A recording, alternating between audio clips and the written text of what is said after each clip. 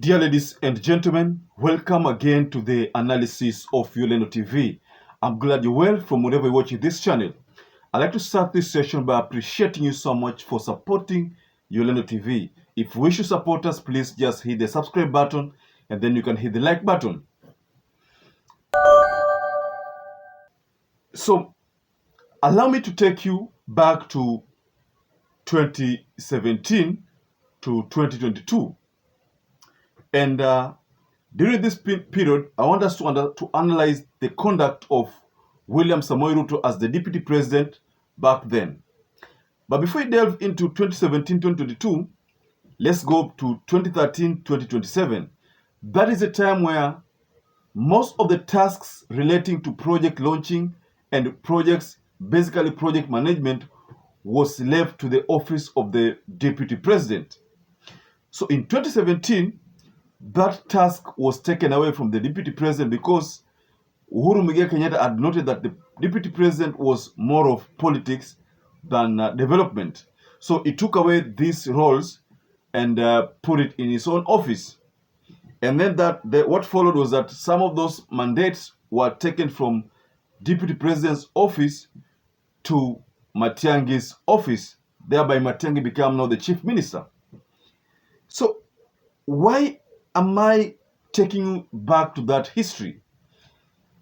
On Thursday, while touring central Kenya, I think that was Nyandarua if I'm not wrong, so William Ruto had gone there to launch a project.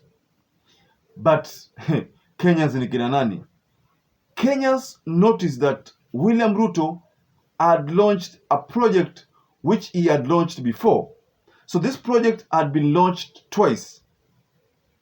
So Kenyans reminded William Ruto's government that you are launching a project which you had launched before. Why? So this got the attention of the government spokesperson, HUSSEIN Mohammed, and forced HUSSEIN Mohammed to go to his Twitter handle to explain why that happened. So this is what HUSSEIN Mohammed posted. And I'd like to read to you that tweet first of all before we delve deep into this analysis. So let's get to it. Regarding the second launch of the construction of the 55-kilometer Captain Demi Wanjoy Kwamatu Geta Kahuruko Ndunyu Njeri Road, during last year's election campaigns, President Ruto promised to complete all stalled projects, including roads.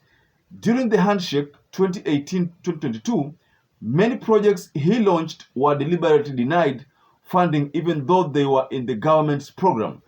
This was to frustrate the then deputy president and his bid for the presidency. Today, it's evident that the architect of these schemes that they thought would frustrate President Ruto ultimately are the people, the economy, and the Kenya. But the president is and will clean up the mess. He promised to complete all stalled projects before embarking on new ones. This is the president fulfilling his pledges. That is a response that HUSSEIN Mohammed gave when Kenyans started questioning why President William Ruto was launching a project that he had launched before. So HUSSEIN Mohammed shared a video and captured that video with that statement. But as usual, there was a lot of backlash regarding that tweet, regarding the response from HUSSEIN Mohammed. But one of the backlash that could have made a lot of sense was one from Kabando wa Kabando. So Kabando wa Kabando said, "My Rafiki HUSSEIN Mohammed, we raise issues because we care of President Ruto's government. His success as our leader is our collective success. His failure hurts us all. Question, why waste so much public money on unnecessary ceremony? What of Kaheti Boys High School, the 4 million shillings?" So other people responded to this tweet. Also, this tweet had a lot of response. And at the time of reading this tweet, the tweet had received 110,000 views with 173 retweets, 761 likes. That is the time of reading this tweet. So there is another response that came from John Mark, JM at John Mark. This is what JM said. Nothing like stalled bwana wa hakudanganywa wa Kenya. It's Easter for God's sake. It is Ramadan. You just promoting corruption. I thought Muslims don't lie, but you guys are the worst pretenders.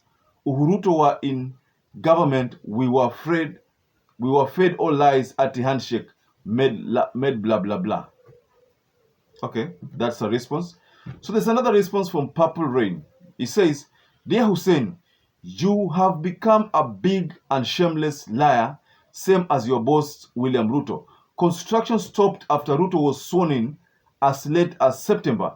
The contractor ruptured a water line belonging to Magomano WP. Stop fooling Kenyans. Then there's another response from Son of Wanga. He says, Hussein, you can only launch something once. You have to do a makeover. You call it a relaunch. You all just lied to Kenyans and thought no one would notice. Sad seeing you become part of the problem. Then there's another one from Kihanya Mungai. He says, stop this hypocrisy and deceit in the KK government. Stench lies. Then there's another one, Michael Kamau says, you are also behaving an Al-Shabaab manner in State House. You totally lost your dignity. Well, if I look at all these responses, there is no particular tweet response that is supporting what Hussein Mohammed has said. So, ladies and gentlemen, Ruto has always been accused of launching projects which don't take off. He just launched projects. He's been launching projects from the time immemorial. So the Kenyans have shown Hussein Mohammed that they are awake. There is nothing they will do behind the scene that they will succeed on. You remember that? I mean, let me take you back to that launch again. I think the reason why Ruto rushed that launch was not even the launching. The idea was not even launching that project, but the idea was attacking Raila Amolo Odinga, because I realized that after launching that project, there was an aggressive campaign, a campaign that was targeted at demeaning Raila Amolo Odinga's quest for democracy, demeaning Raila Amolo Odinga's quest for a lowering of this high cost of living. Because if you remember the utterances which were made, and I shared those utterances in my previous analysis, where Ruto talked about, no handshake, whereas Raila had not requested for a handshake, where Gachagua also talked about that issue, whereas Raila Amolo Odinga had said he is not interested in any handshake with the Gachagua. So if I look at that ceremony very well, then I realize that the reason why that launching happened was not even because of that project. Maybe he just did it to please the people. But the major thing in that rally was telling the people that Raila Amolo Odinga sio kiongozi wa kutegemea. That is what William Ruto said. And that was an unfortunate remark from a person who is over that high caliber. William Ruto ought not to talk about Raila Amolo Odinga kuwa ni kiongozi ambayo yuko venye alirefer, because Raila Amolo Odinga is a very big figure here in Kenya and in the international world. So the idea of launching that road was not even to launch the road, but the idea behind it was to attack Raila Amolo Odinga and Azimio's quest, because Ruto and his KK government had noticed that the people of the Republic of Kenya were solidly behind Raila Amolo Odinga. All people were literally supporting him. So that's why he had to do something to counter that, that pressure which he thinks is affecting him. So, ladies and gentlemen, I think that Kabando has reminded William Ruto well and told Hussein Mohammed that you need to be truthful, just like what Gachagua says. Gachagua says he's a truthful man. So Hussein Mohammed should play the role of what Gachagua has always pretended to play, a truthful man. So Hussein Mohammed hapa amepata jibu backlash ambayo kutarajia, backlash from the KOT, the Kenyans on Twitter. That backlash will not have a comeback. And I think Hussein Mohammed alikuwa ni mtu alikuwa anaheshimika alipokuwa katika Citizen, alikuwa anaheshimika sana. I think most of the time he used to host William Ruto. those political debates, and Hussein Mohammed alikuwa anaheshimika sana, but the way he has been handling himself lately in as a state house spokesperson, it affect the dignity, itakuwa lowered, and it's not like Kanzedena. Kanzedena played her role professionally, and that's why to date she is still respected. But Hussein Mohammed is taking sides and not looking at the reality of the issue, and it's not going to be end up rosy for him, because like someone has said, stop bringing Al-Shabaab in State House.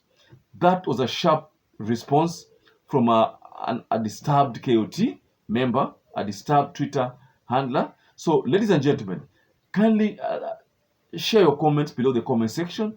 Do you think Hussein Mohammed is doing the right thing, or do you think Hussein Mohammed is being misled? Kindly tell us what you think about that below the comment section. And once again, I'd like to urge you to stay safe and stay blessed until we catch up again in our next analysis.